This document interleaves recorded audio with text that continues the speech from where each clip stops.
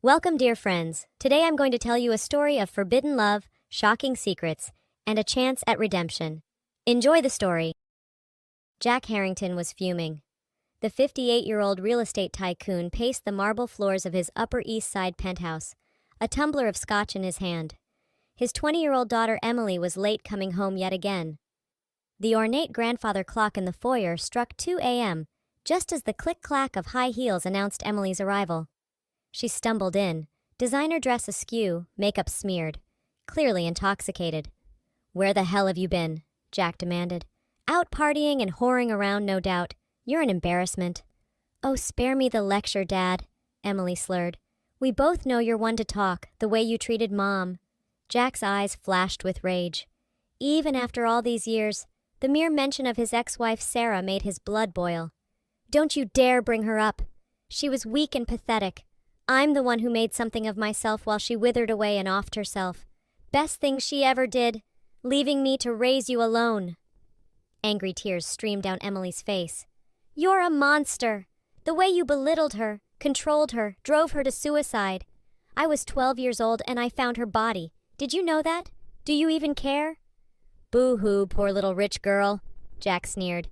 "Here's a reality check. The world doesn't revolve around you and your teenage angst. Now go sleep it off. You're useless to me like this." "I'll show you useless," Emily screamed. "I don't need you or your money. I'm leaving." She turned on her heel and stormed up the winding staircase. Jack heard her rummaging around, then moments later she reappeared, Louis Vuitton suitcase in hand. "Good riddance," Jack spat as she headed for the door. "You'll come crawling back in a week, begging for your platinum card." Emily shot him a withering glare. "Screw you, Dad. I hope you rot in hell." With that, she was gone, the heavy wood door slamming behind her. Jack sank onto the leather sofa and drained his scotch. Good, let her try to make it on her own. She'd learn soon enough how much she needed him. 2 hours later, Emily sped along a dark country road in her cherry-red BMW convertible. Hot, angry tears blurred her vision as she replayed the fight with her father. How dare he speak about her mother that way? Sarah had been a gentle, loving soul, ground to dust beneath Jack Harrington's designer shoe. Emily still had nightmares about finding her pill bottle and suicide note. "Dearest Emily," it had read, "I'm so sorry, but I can't go on like this. Your father's cruelty is more than I can bear. Please know that I love you always. Be strong. Don't let him break you like he broke me." But here she was, 8 years later, still trapped in his gilded cage. Not anymore, Emily vowed. She'd make a life for herself, far away from Jack and his toxic world of wealth and pride. Suddenly, a figure stumbled into the road directly in her path. Emily screamed and slammed the brakes, but it was too late. The BMW struck the man head-on, sending him flying. He hit the pavement with a sickening thud. "Oh my God!" Emily leapt from the car and raced to the prone form. "Sir, are you all right? Sir, can you hear me?" The man groaned and opened his eyes. He was young, maybe mid-20s, with sandy hair and kind gray eyes. His shirt was torn and blood-stained. Emily's heart raced as she crouched beside him. "I'm so sorry you came out of nowhere. Are you hurt? Should I call 911? The man shook his head, wincing. He opened his mouth, but no sound emerged. "You can't speak?" Emily's brow furrowed in concern. The man shook his head again, then mimed writing. "Oh, hang on." Emily dug a pen and notepad from her purse. "Here." The man scribbled and handed it back. "I'm okay. No hospital. Just need to get home." "Let me give you a ride. It's the least I can do." He hesitated, then nodded. Emily helped him up, feeling a tingle as his large, rough hand clasped hers. She settled him into the passenger seat and collected his notepad, which had fallen. A small town address was scrawled inside the cover. "All right, let's get you home. I'm Emily, by the way." The man wrote, "Nathan, nice to meet you, Emily." He flashed her a shy smile, and despite everything, Emily felt herself smiling back. What was it about this mysterious stranger with the charming grin? She put the car in gear and sped off into the night. 30 minutes later, Emily pulled up a gravel drive leading to a quaint farmhouse nestled among rolling hills. Chickens pecked lazily in the yard. Wildflowers bloomed amidst the tall grass.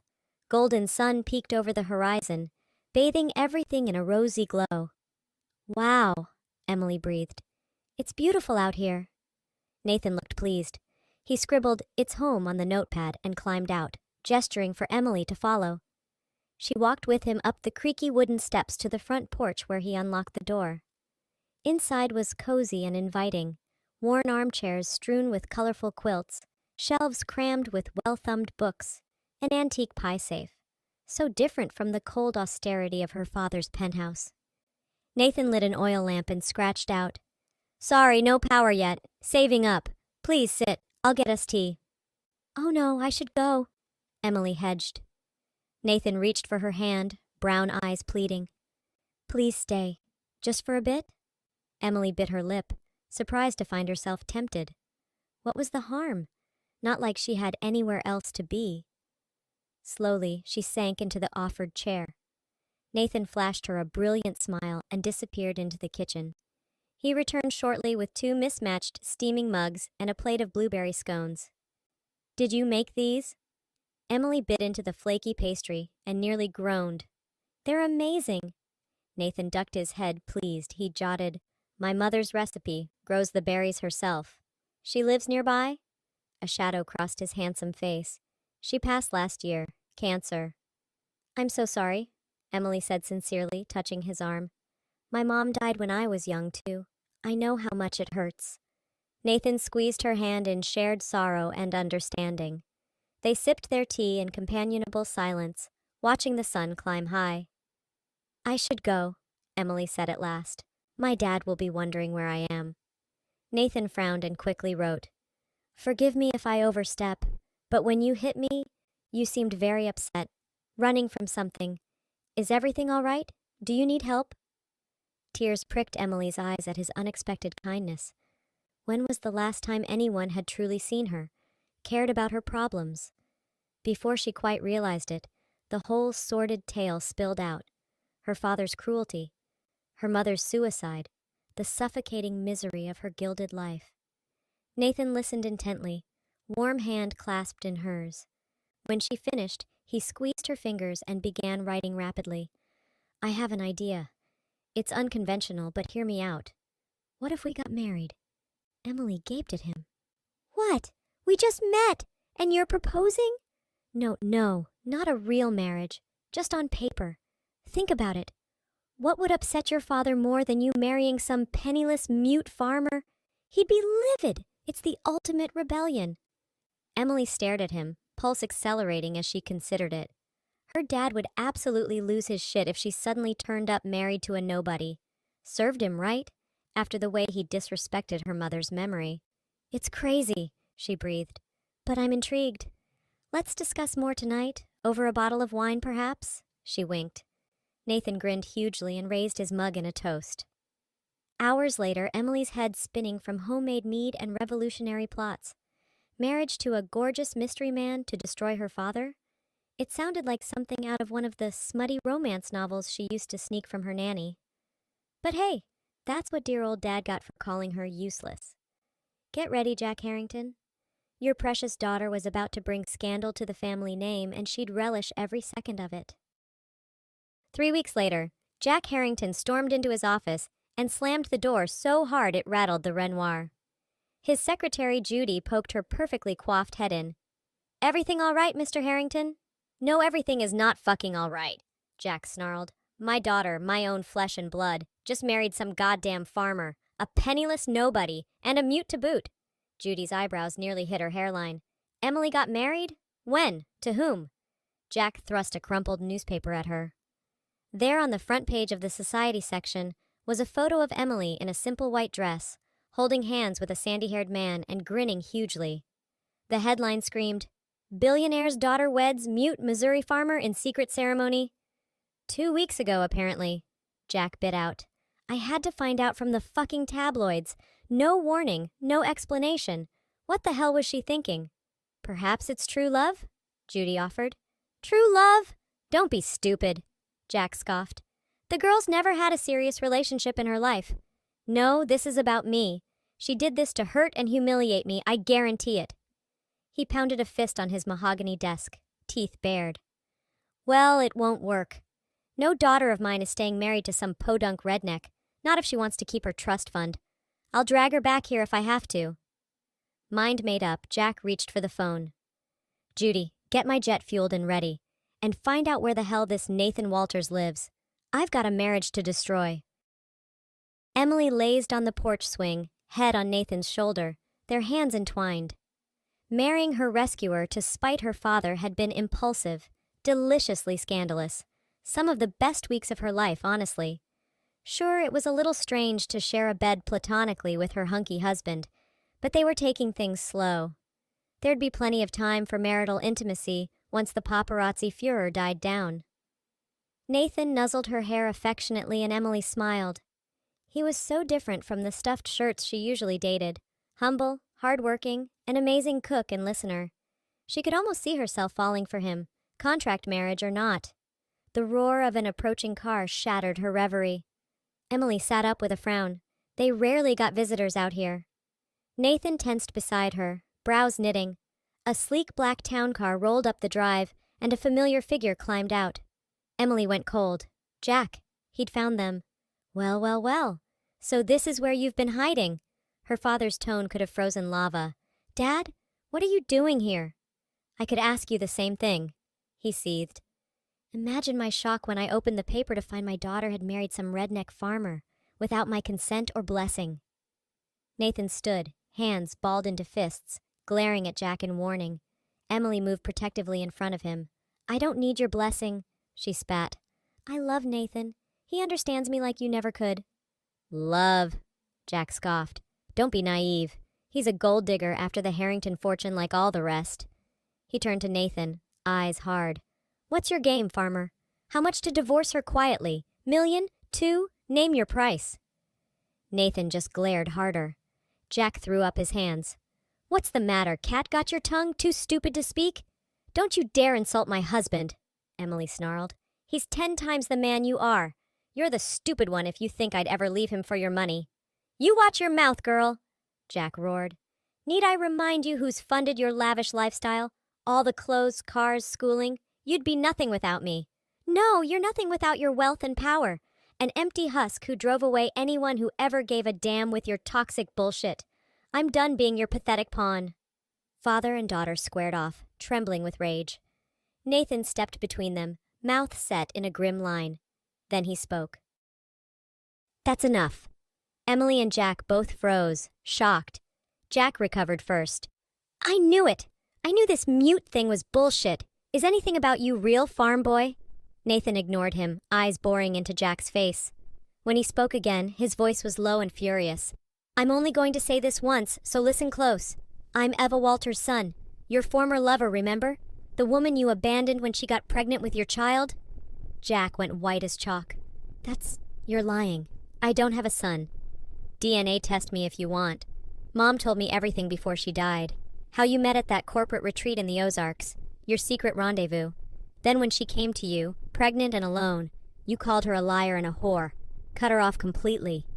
Jack was shaking his head frantically, but Nathan advanced on him, eyes blazing. I grew up dirt poor, watching my single mother work herself to the bone, dreaming about the rich asshole father who abandoned us. Swore if I ever met him, I'd spit in his face. He was nose to nose with Jack now.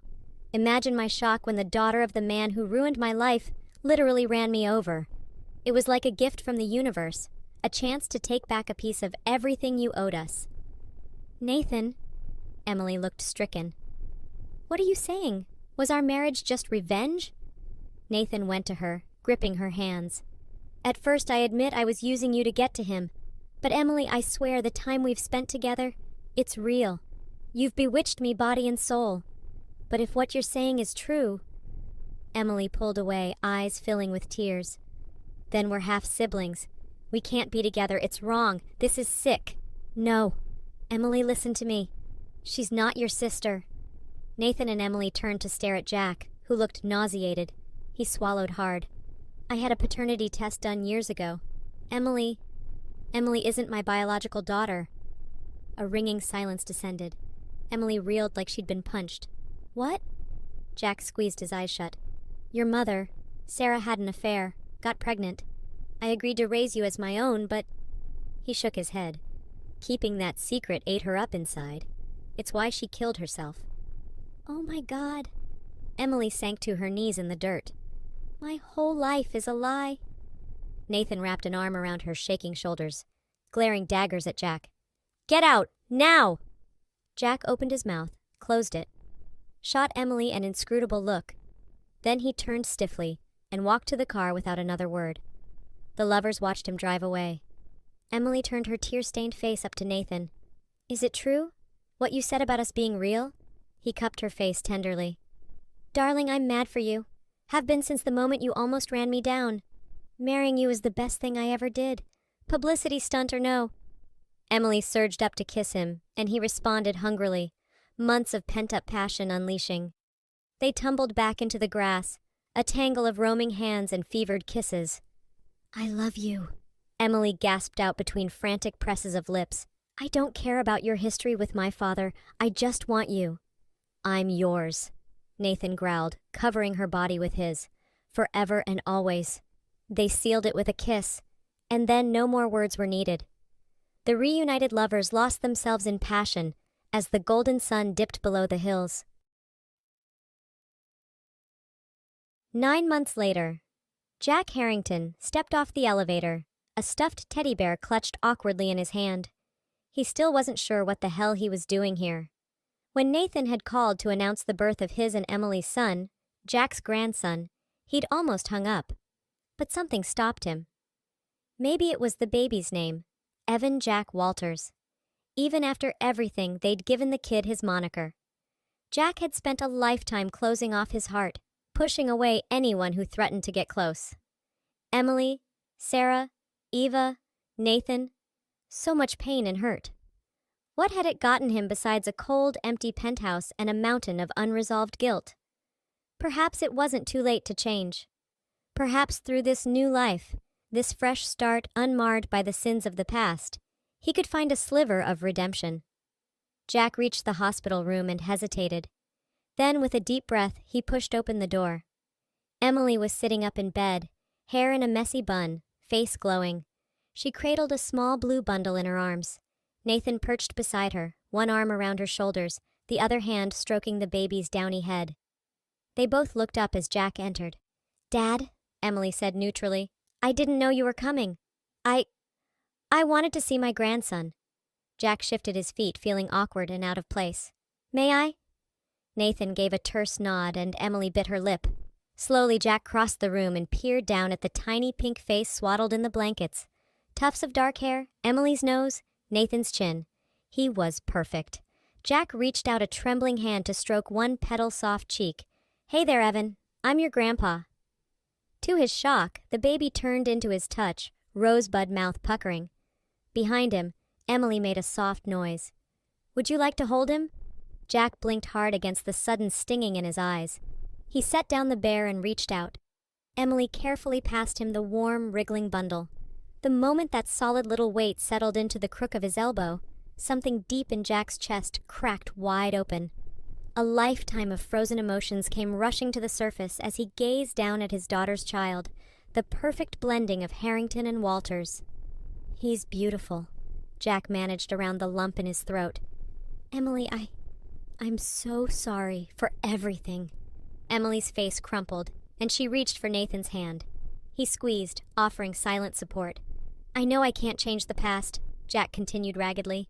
The way I treated you, your mother, Eva, and Nathan. I was wrong, so goddamn wrong. I don't expect forgiveness, but I'd like a chance to do better. For Evan, for all of you.